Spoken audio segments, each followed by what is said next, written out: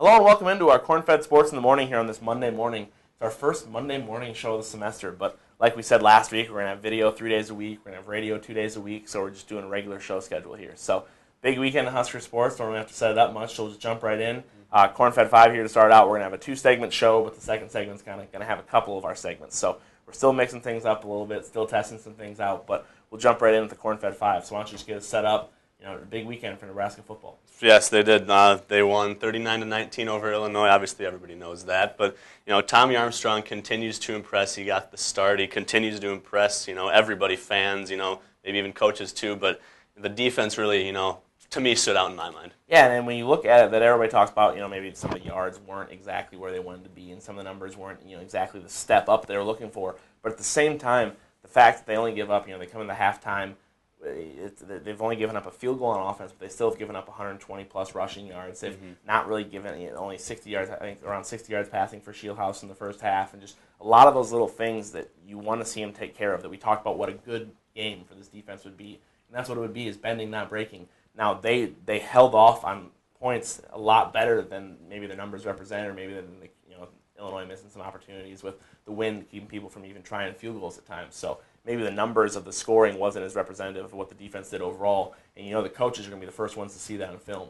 But just the fact that they were able to bend and not break, and that they let the team get out to such a big lead, that a lot of people wouldn't think that the defense would be possible this year at all. And so there's a lot of people who thought Nebraska were going to lose this game because of the defense's inability to get stops. And so the fact that they were able to jump out early because of that same reason that people thought they were going to lose. Not that they just avoided the upset, but the fact they turned what people thought were going to be their biggest weakness into what kind of helped them get away in the game, I think was a big thing for the football team. And I think the thing that stood out to me was there were a lot of short drives for Illinois, and that's where Nebraska's defense, I think, improved over the last 2 weeks. And Ciante Evans talked just about getting off the field, and that was a big thing for him. So we'll talk more about football in our second segment. We have more in-depth. That's why we're leaving it for there. So we'll move on to Nebraska volleyball here for our second of our Corn-Fed. A big weekend for Nebraska volleyball. They win in 3 sets on Friday to 8th-ranked Minnesota.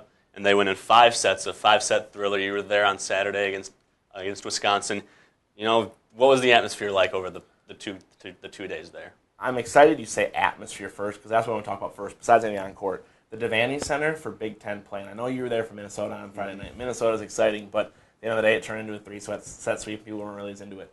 But in the Wisconsin match, they not only, obviously, you got to talk about Kelsey Robinson's numbers. You got to talk about some of the hitting percentages. Megan Haggerty showed up huge against the Badgers and was a big part of that win.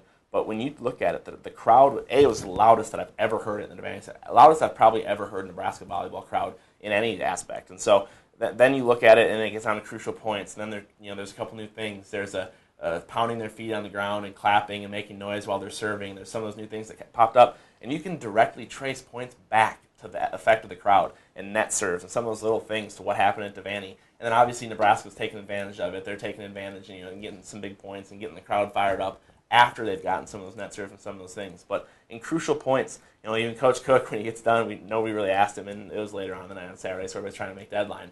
But nobody asked him about the crowd, and he walked out and he goes, "What, nobody's going to ask me about the crowd tonight?" So even Coach Cook was so aware of how much of an impact it had, and he was just so thankful for the crowd that he even was looking forward to talking about it. I mean, obviously all of us have heard what he thinks about the crowd, so nobody really went to it. But I'll probably ask him today just to follow up and to make sure. But we'll get to some of the big picture things with some of the individual players here in the next one. But as far as the on the court thing, this home court advantage that Nebraska's going to have, especially in the Big Ten, especially in some of these teams where there are going to be some games like Wisconsin.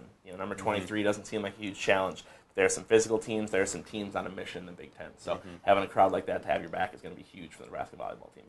And big picture for volleyball, they're obviously playing at a very high level, but what do you see throughout the season, either individually or team-wise, as they go throughout the gauntlet that is the Big Ten Conference? Well, there's 2 things that I noticed, and we're going to have a more in-depth and by-the-numbers type look thing here, but everybody's making a big deal about Kelsey Robinson's kill total, 21, 29 kills, back-to-back nights, and she's broken that 20-kill barrier a lot. But the 2 things that people really aren't realizing about is, one, the hitting percentage that she's at, just how capable she is of mixing it up and not getting errors and not taking a ton of attempts to get her kills. I mean, her roll shots. She even had a dig the other night that went right over and dropped down for a kill. And so, obviously that wasn't his plan, but that just shows just how versatile she is.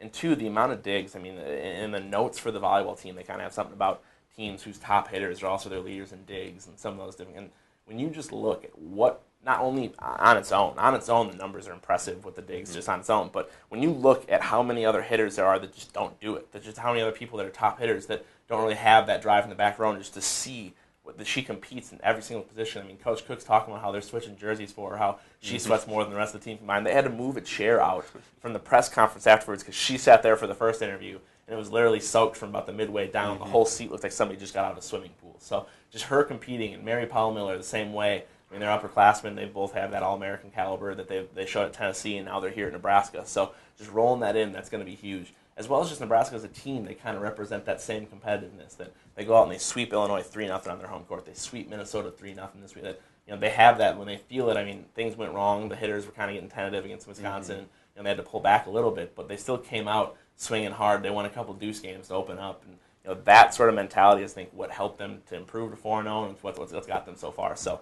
you're going to see them move higher up in the top 10. You're going to see them push for the top 5, and I think they're going to kind of hover around in that top 5, top 8 position throughout the year. So it'll be interesting to see, exactly how it plays out. But everything you're seeing from them is exactly what you see at this point of the year.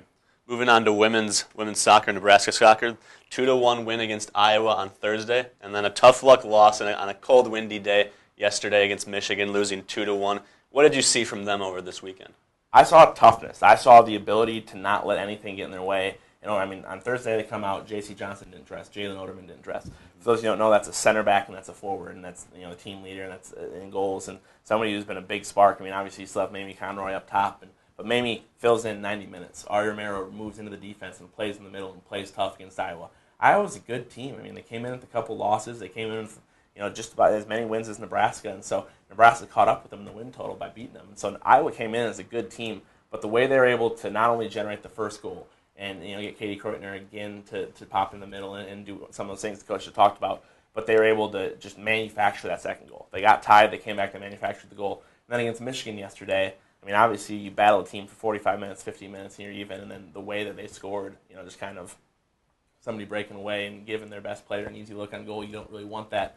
They get the goal. They get a goal a couple minutes later on a throw-in, and a lot of times you see, okay, they gave 2 goals, they're overmatched, and even somebody standing by me said game over at that second goal.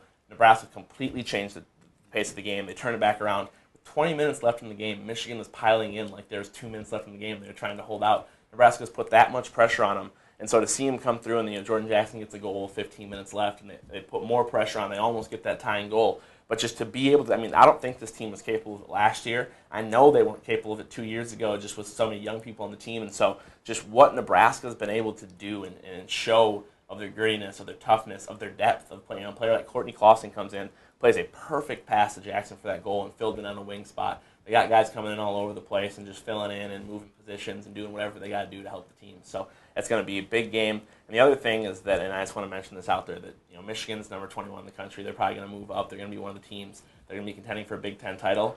With how scrappy they, they have a girl who's 5'1" midfielder who's holding on a jersey every single time somebody make a run, is making they had somebody push Jalen Oderman over like a pile, and their goalkeeper got warned 3 different times. You don't have to follow the ground on those because she's trying to waste time, and she was just all over the place. And J.C. Johnson takes a shot, and the goalie leans her shoulder in and clips her on one of the shots. And there's just a lot of those little things that Michigan did that's just, Nebraska played like they should be a ranked team. They played like they should be, and then they rely on their skill. Michigan was pretty chippy. They were getting in people's faces. They felt like they probably were a little bit overmatched at times, and so they had to do some things to try and get in Nebraska's head. So come Big Ten championship play, that's going to come back to them, and Nebraska's definitely going to remember them. So Nebraska looked way more composed, didn't need to be doing some of the little cheap things, didn't need to be grabbing jerseys. There's a picture of Jordan Jackson we have where she's rising up, and the girl I'm referencing just has a fistful of jersey in the box. No call. There's a different time where Ari Romero runs into a girl, and they're looking for a PK, and the ref says the girl was already standing there, so it's not a PK. Now, last time I checked, you can't just stand there and drop somebody, no matter if you already have the position in soccer. And so there's just some of those things that didn't quite go Nebraska's way that they're going to remember the chippiness, and I guarantee you they want a little bit of vengeance on Michigan. So big picture with soccer, it's a loss. You never want to lose, but how much can they take away with a close loss against Michigan, with that toughness, with that grittiness you talked about, and transfer that over into more Big Ten games and possibly the Big Ten championship? And I'll try and keep this one short because I kind of just talked about all that and then last a little bit. So I think that these kind of games are going to really power them when they get to crunch time, get to the Big Ten tournaments and that stuff. But I think the fact that they've learned that even in defeat, they can claw back. Even in defeat, they can get close. Even when in a game they lost, they felt like they should have won it. I mean, that's last year that wasn't the case in a lot of them. But these teams are scoring 2 and 3 goals down the stretch, and it's 4-1, 3-1, something like that. To hold in 2-1 for Emma Stevens to be able to come out and she is playing basically at midfield for the last 15 minutes and not give up that goal and keep Nebraska on the front foot of trying to tie. I mean, that's a big confidence booster in their ability to rally. They didn't get all the way back, but they have before. They lost a heartbreaker to Arkansas after they rallied back. But like I said in the game report, that they're a very resilient team. So Nebraska is going to be able to fight back in a lot of those close match situations toward the end of the year. So we really did learn a lot about them. All right, well, that wraps up our Corn-Fed 5 here. We're going to take a quick break, and then we'll come back, got a little football, and then our new we're going to debut our 3-and-out segment here after the break. So come back for more Corn-Fed Sports in the morning. So we're back here with our second segment for Corn-Fed Sports in the morning.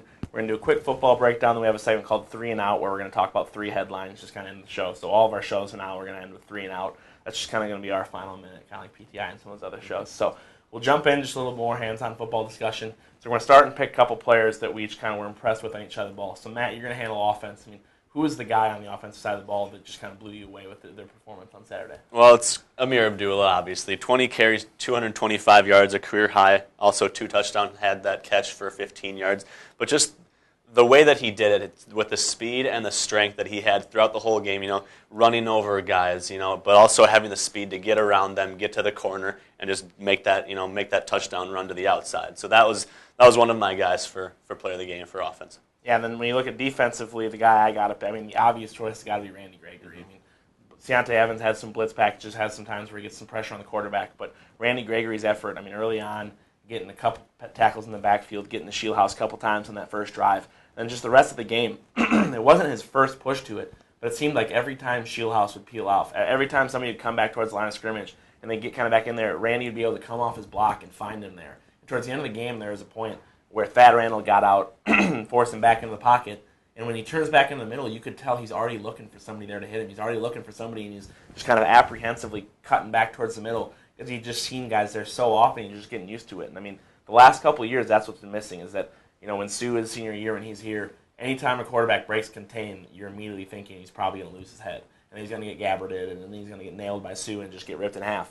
If Nebraska can get back to that, that's why mobile quarterbacks have been able to do what they do the last couple of years, because when they get away, there's nobody that's bigger, there's nobody that's more athletic, there's not just that rangy athletic defensive lineman, there's that guy that you just know is going to clean up plays. I think Randy Gregory can really be that guy. He's not going to get number of sacks, he's not going to just go straight to the quarterback like everybody thinks all the time, but there's going to be a lot of times when they're peeling off, when it's runs and they're trying to bounce it back, and there's just going to be a lot of those times where he's got to hold contain, and he'll not be able to only be able to contain on his side, but he's going to be able to move all over the field. So Randy Gregory really showed his versatility. He's been standing up, he's been coming down, and this weekend he's had a huge game. Mm-hmm. And I know you're going to pick defense for one of the things that stood out you for the rest about the team. So just what was one of the big things as a team standpoint that stood out you from the football win? Mm-hmm. Well, defensively, they did better, but they kind of got back to last year's, pass defense, what they're used to. Shieldhouse only passed for 100 and some yards and 50% completion rating. So when they give up the big plays to Brett Smith, Brett Hundley, you kind of all, is it going to be the same as last year? But getting Nathan Shieldhouse to play that poorly, was a big thing to stand out in my mind and something that they can definitely improve upon because he's one of the better quarterbacks in the Big Ten. And I'm going to stick on defense with my thing too, and it's going to be kind of simple, but the blitz packages. And it may seem like, every team should be able to blitz, every team should be able to bring quarterback, especially somebody like Ciante, who's just got those kind of instincts coming towards the quarterback, and he said after the game, he loves getting the quarterback so long as he doesn't get blocked.